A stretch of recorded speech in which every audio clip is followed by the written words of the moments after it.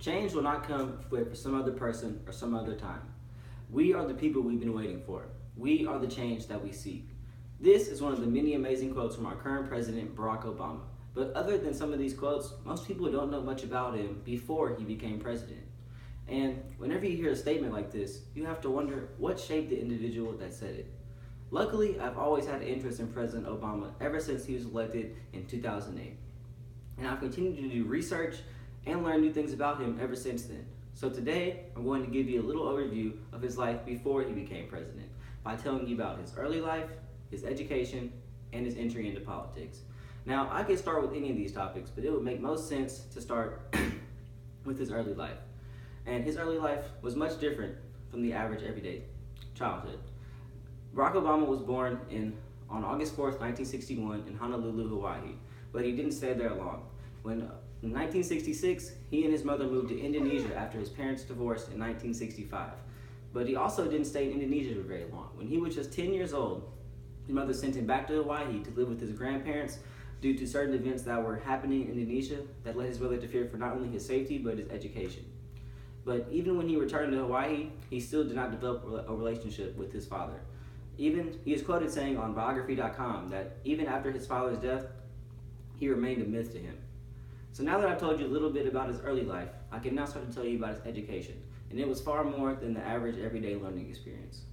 He attended the esteemed Punahou Academy in Hawaii, where he graduated at the top of his class in 1979 and also excelled at basketball.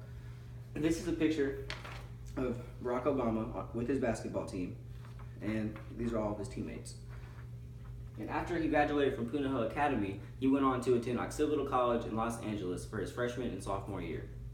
After that, he transferred to Columbia University in New York, where he would get his political science degree in 1983 while graduating at the top of his class. After he graduated, he got a community organizer job in the poor South Side and Black Side of Chicago, where he tried to get things done and help the community, but he realized that he couldn't get much done without a law degree, as he's quoted saying on millercenter.org. After that, he went on to enroll at Harvard Law School in 1988. And not only did he excel there, he graduated and went on to become the president of the Harvard Law Review from 1990 to 1991, which is interesting because he was elected by his peers, and most of his peers were conservatives, but they still elected him to be president. And so now that I've told you about his education, I can tell you about how he entered politics in the first place. He entered politics in the state of Illinois after he graduated from Harvard. His first political action in Illinois was the Illinois Project Vote, which was driven and geared towards increasing the voter turnout in the black communities in the 1992 election, and it was extremely successful. And this is a picture of President Obama working with some of the inner city individuals and helping them register to vote. After that, in 1996, he went on to start his first campaign to become an Illinois state senator. He gained the support of the former senator for the state, Alice Palmer, after she decided to run for Congress. But when her congressional campaign began to falter, she tried to return to the race and get then Senator Obama to withdraw from the race.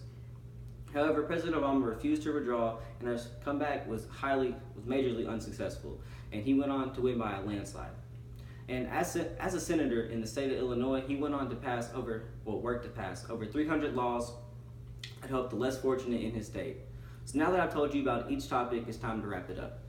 Now that you have a better understanding of President Obama and his early life, whenever it comes to his education, his early life, and his entry into politics, you can see that there's more to him than his presidential terms have shown, and that he is an amazing individual with all the work that he's done.